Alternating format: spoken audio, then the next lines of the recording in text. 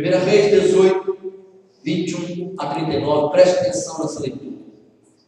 Então, Elias chegou a todo o povo e disse: até quando cochoareis entre dois pensamentos? Se o Senhor é Deus, segui; se é Baal, segui. Porém o povo nada lhe respondeu. Então disse Elias ao povo: só eu fiquei dos profetas do Senhor, e os profetas de Baal são 450 homens. Deem-se-nos, pois, 2 novilhos, escolham eles para si um dos novilhos, e dividindo em pedaços, o ponham sobre a lenha, porém não lhe metam fogo. Eu prepararei um outro novilho, e o porei sobre a lenha, e não lhe metereis fogo. Então invocar o nome de vosso Deus, e eu invocarei o nome do Senhor, e há de ser que o Deus que responder por fogo, esse que é Deus. E todo o povo respondeu e disse: boa é esta palavra. Disse Elias aos profetas de Baal: escolhei para vós outros um dos novilhos, e preparai-o primeiro, porque sois muitos, e invocai o nome de vosso Deus, e não lhe metais fogo. Tomaram o novilho que lhes fora dado, e preparando-no, invocaram o nome de Baal desde a manhã até o meio-dia, dizendo: Baal, responde-nos. Porém não havia uma voz que respondesse. E manquejando, se movimentavam ao redor do altar que tinham feito.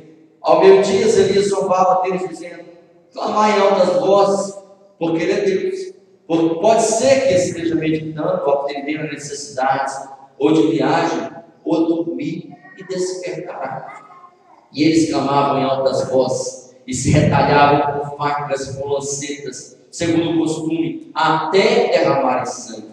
29. Passado o meio-dia, profetizavam eles, até que a oferta de manjares se oferecesse. Porém não houve voz, nem resposta, nem atenção alguma. Então Elias disse a todo o povo: chegai-vos a mim. E todo o povo se chegou a ele. Elias restaurou o altar do Senhor, que estava em ruínas. Tomou 12 pedras, segundo o número das tribos dos filhos de Jacó, ao qual viera a palavra do Senhor, dizendo: Israel será o teu nome. Com aquelas pedras edificou o altar em nome do Senhor. Depois fez um rego ao redor do altar, tão grande como para semear 2 medidas de semente. Então armou a lenha, dividiu o novilho em pedaços e pô-lo sobre a lenha. E disse: enchei de água 4 cântaros e derramai-a sobre o holocausto, sobre a lenha. Disse ainda: fazei a segunda vez, o fizeram. Disse mais: fazei a terceira vez, e o fizeram terceira vez. 35. De maneira que a água corria ao redor do altar. Ele encheu também de água o rego. No devido tempo, para se apresentar a oferta de manjares, aproximou-se o profeta Elias e disse: ó Senhor Deus de Abraão, de Isaque e de Israel, fique hoje sabido que tu és Deus em Israel, e que eu sou teu servo, e que segundo a tua palavra fiz todas estas coisas. Responde-me, Senhor, responde-me, para que este povo saiba que tu, Senhor, és Deus, e que a ti fizeste retroceder o coração deles. Então caiu fogo do Senhor, e consumiu o holocausto, a lenha e as pedras, e a terra ainda lambeu a água que estava no rego. O que vendo todo o povo, caiu de rosto em terra e disse: o Senhor é Deus, o Senhor é Deus. Aleluia!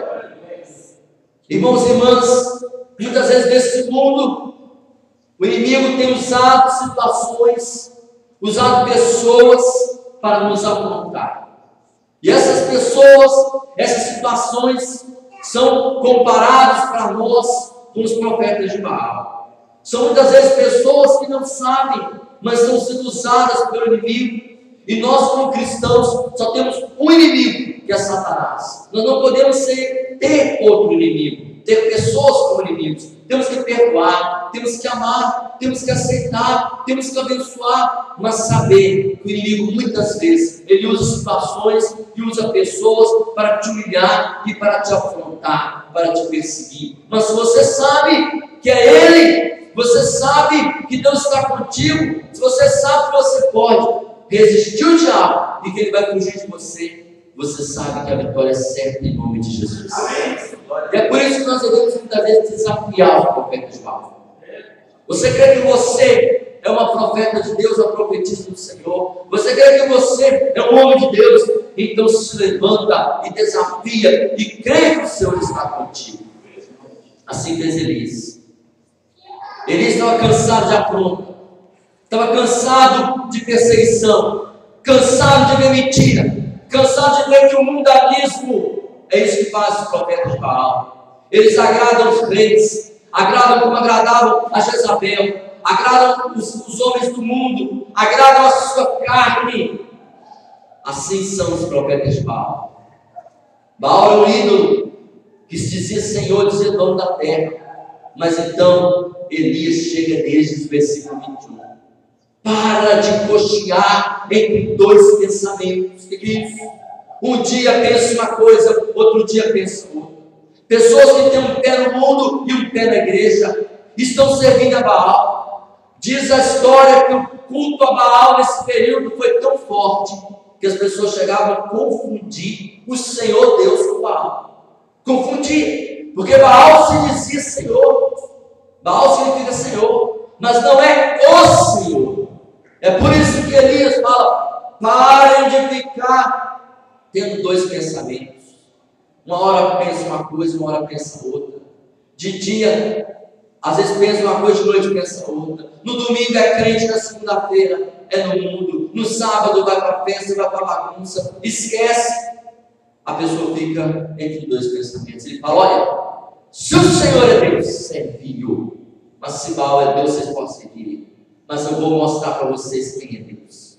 Tragam lá 2 ouvidos. E havia 450 profetas de Baal, mais 400 profetas de Azerá. Eram 850 falsos profetas. E o rei Acabe no Monte Carmelo. E Elias fala: pega 2 ouvidos. Um novilho vocês ficam para vocês. Outro novilho eu vou ficar comigo. Pode começar vocês primeiro.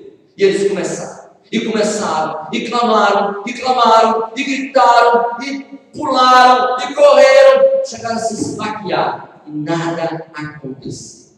Foi dando meio-dia, Elias falou assim: olha, vocês já estão cansados, já estavam mancando já, o pessoal já estava mancando, porque não aguentava mais pular e andar e clamar. Pode deixar, agora eu vou clamar, agora eu vou fazer. E ele pegou o seu novilho, e ele não aceitou aquele altar do jeito que estava. Nós vamos restaurar esse altar. E pegou 12 pedras, representando as 12 tribos de Israel, representando o povo de Deus, e chamou o povo: vamos restaurar o altar. E reedificou o altar. Restaurou o altar. Depois ele fez um rego ao redor do altar.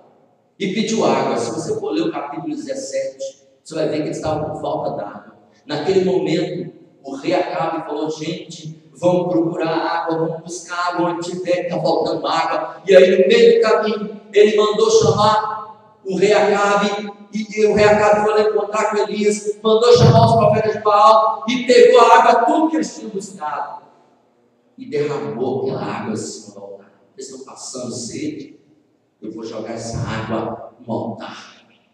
E derramou a água sobre o altar, a água correu, encheu o córrego.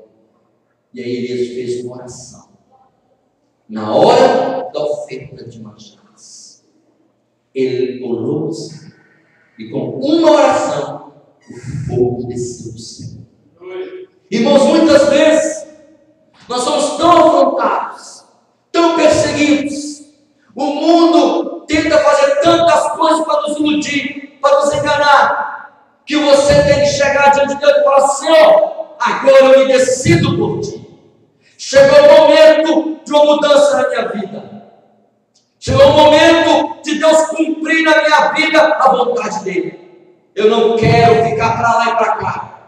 Domingo eu sou crente, e durante a semana eu tropeço. Eu quero agora ser um homem de Deus, no domingo, na segunda, na terça, na quarta, na quinta, na sexta, no sábado, e para sempre até entrar no céu. Aleluia. Em qualquer lugar, em todo tempo. E aí Elias, querido, falou: tomem decisão. E aí aconteceu esse desafio. Quem sabe nós estamos sendo desafiados hoje? Está na moda agora, já viu? O pessoal coloca no Facebook: desafio. E faz um desafio. Desafio do gelo, o povo joga gelo na cabeça. Desafio disso, daquilo, o povo vai e pega desafio. Pois agora, como povo de Deus, nós somos desafiados a servir somente ao Senhor. Nós não podemos servir dois senhores. Deus é o único Senhor na sua vida, ou tem alguma coisa tentando entrar na sua vida, tentando ser o seu Senhor. E nós tomamos essa decisão aqui nesta noite, de servir somente ao Senhor e mais ninguém. Nesse desafio, a primeira tarefa é buscar o cordeiro.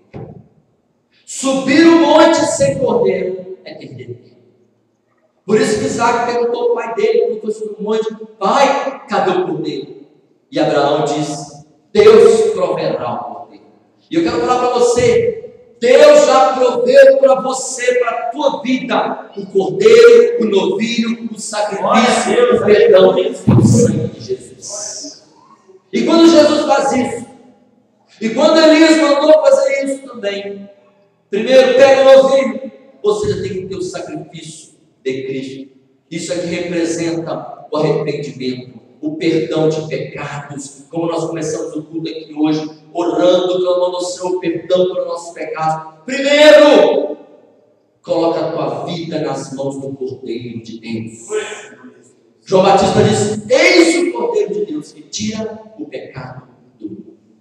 Primeira coisa que Elias fez foi buscar o Cordeiro. Já tem o Cordeiro na tua vida, já tem o novilho, aquele que morreu por você.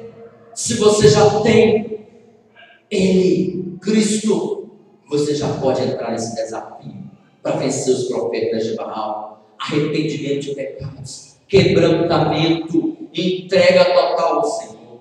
A segunda coisa que Elias fez, depois que pegou o novilho, ele foi orar e falou: olha, vocês podem orar primeiro, pode orar, vamos orar.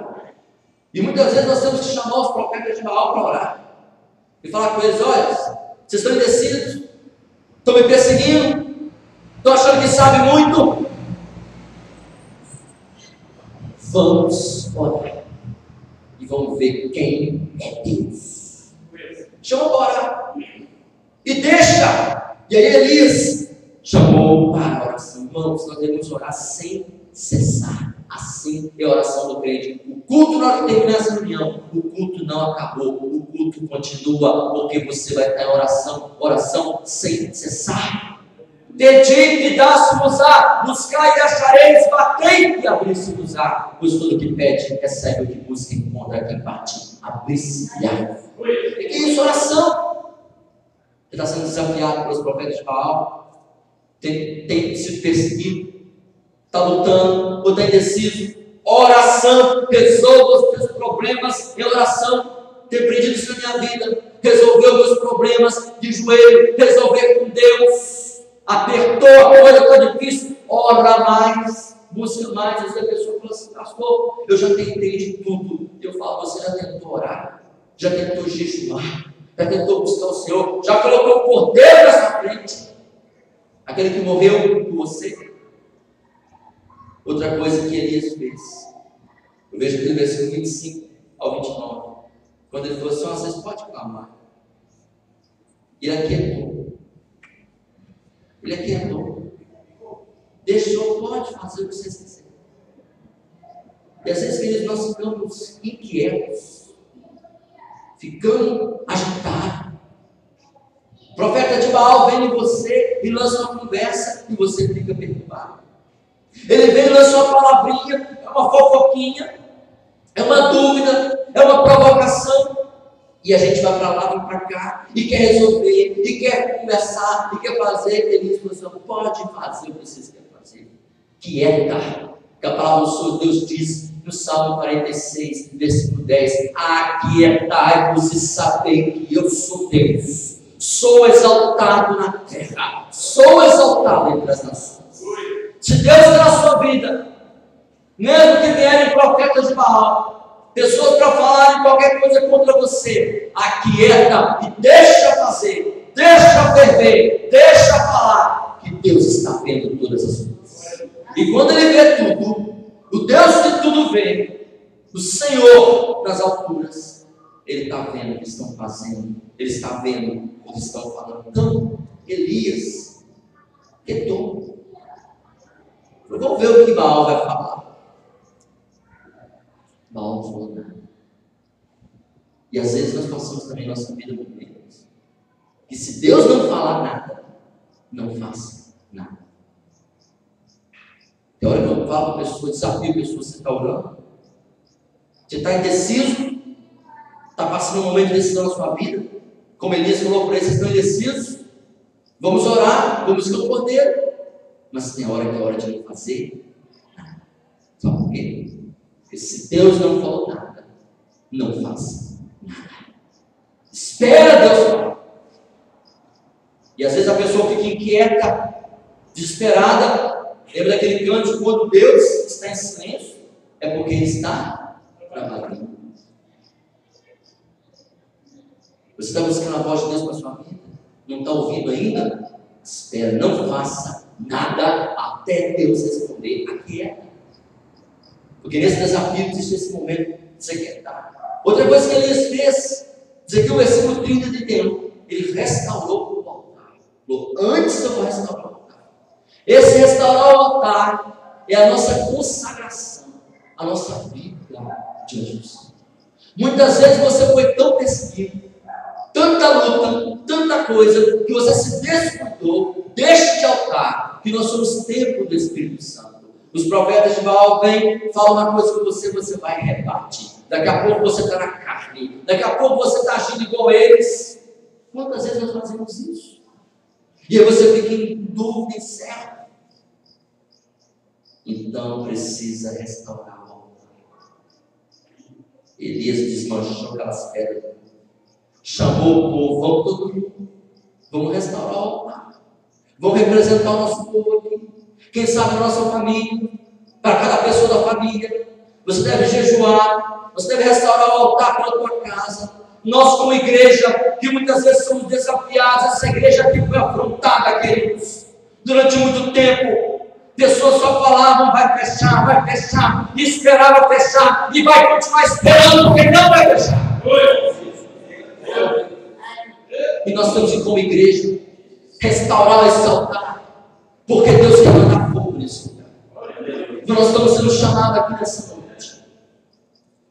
Estamos sendo chamados a nos juntar e restaurar esse altar. É em consagração, é em jejum, é juntar aqui representando todas as nossas famílias, a nossa vida, e falar, vamos restaurar esse altar. É em consagração. Não tem nada que faz igreja crescer. Podemos ter programas de televisão, na rádio, marketing, música, tudo. Se não tiver consagração do altar, ela não cresce.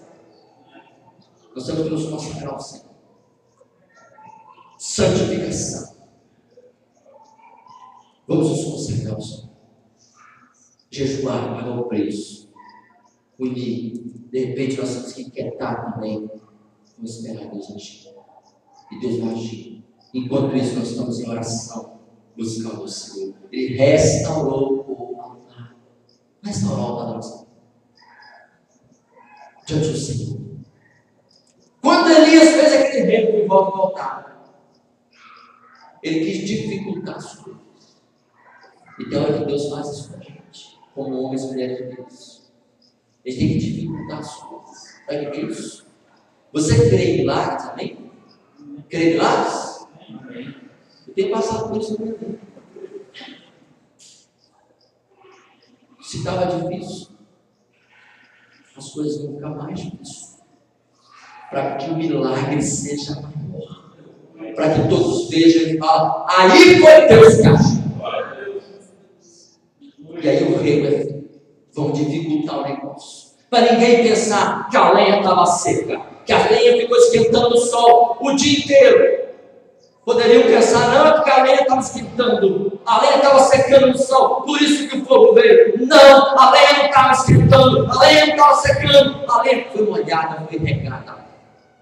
Ninguém podia falar que a lenha estava seca, que o sol queimou ela, não. Foi Deus. E às vezes, queridos, nós temos que crer em milagres.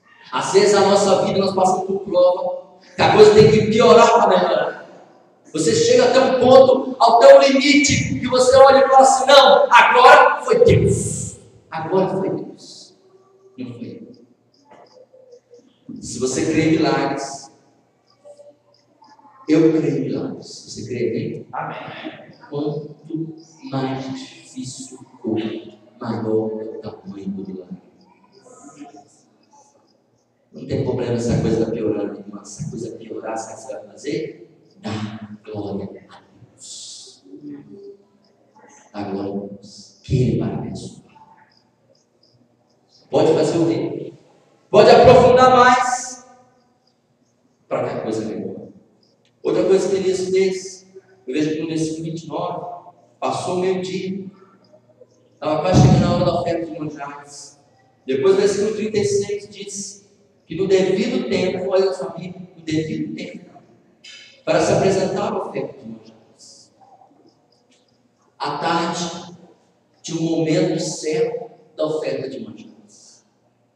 E Elias fez do jeitinho que está escrito na Bíblia, lá em Levíticos 2. Despedaçou no vinho, botou a lenha.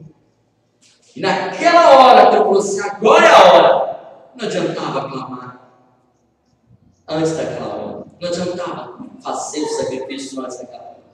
Ele falou assim, a hora certa que foi determinada, a hora do sacrifício, a hora de entregar o cordeiro, essa é a hora. E é nessa hora que ele vai matar. Então muitas vezes em nossa vida, nós temos que esperar a hora certa. Esperar. Mas qual que é o momento que Deus quer fazer? É que Deus não está me preparando. Às vezes nós pensamos que nós que estamos esperando Deus agir, e Deus que está esperando nós se posicionar. Porque na hora que você estiver na posição, na hora que você estiver preparado, Ele vai derramar. Porque a bênção dele está pronta sobre nós. E aí Elias esperou a hora certa. Não, eu sei a hora dos manjares. Eu sei a hora do sacrifício. E é na hora certa que eu vou colocar esse cordeiro. E na hora certa ele fez. E na hora certa Deus mandou fogo. Por último, eu aprendo aqui que tudo que Elias fez, ele obedeceu a palavra. Ele seguiu o ritual, como deveria ser. Partiu o cordeiro. Ele esperou a hora, à tarde, que era marcada para o sacrifício. E ele disse aqui na sua oração, ele disse, Senhor, eu fiz tudo conforme a tua palavra, no versículo 36. Tudo está feito de acordo com a tua palavra. E aí quando Elias invocou a palavra de Deus, e falou, Deus, Senhor, Deus de Abraão, Isaac e de Jacó, Israel, está tudo feito conforme a tua palavra, pode ver o altar. O altar está restaurado, o novilho está picado, a lenha está posta. Eu só fiz uma outra coisa, que é piorar a situação, para poder mostrar a glória do Senhor. Ficou difícil agora. É só Deus para mandar esse povo. E quando ele obedeceu a palavra, invocou a palavra, como o Senhor falou com Pedro, após uma noite de pescaria, não pegou um peixe. E Pedro falou, sobre a tua palavra lançarei as redes. Quando você está baseado na palavra, pode fazer que Deus vai honrar. Se não tiver baseado na palavra, não acontece nada. Os profetas de Baal se retalharam, estavam até mancando, não aguentava mais gritar. Não aconteceu nada. Mas Elias clamou, e o que aconteceu? O fogo caiu do céu. Quero terminar aqui falando para você. Deus vai mandar fogo na tua vida. Amém. Você quer o fogo de Deus na sua vida? O fogo veio, queimou o altar, secou a água, tudo. E assim o Senhor quer fazer na minha vida, quer fazer na tua vida, quer fazer aqui nessa igreja. Porque nós muitas vezes passamos por isso. As pessoas falam assim, vai dar tudo errado. Mas Deus te chama e nos chama hoje para um desafio isso. E nesse desafio, primeiro, nós estamos com o Cordeiro de Deus. É por Jesus, a honra é dele. É Ele que é o dono dessa obra, é o dono da nossa vida. Outro desafio, vamos buscar, vamos orar nas madrugadas, vamos clamar ao Senhor. Outra coisa, vamos aquietar o Senhor, deixa falar, deixa fazer, deixa provocar, que nada os profetas de Baal conseguem fazer na tua vida. Restaurando o altar também do Senhor. Vamos ver Deus operar milagre. Vamos fazer um regular com isso, vamos aprofundar na presença do Senhor e vamos deixar o milagre cada vez ser maior. Deixa piorar se for preciso, mas Deus vai melhorar, porque o milagre é Ele operando. Vamos esperar também a hora certa e vamos fazer tudo baseado na palavra de Deus.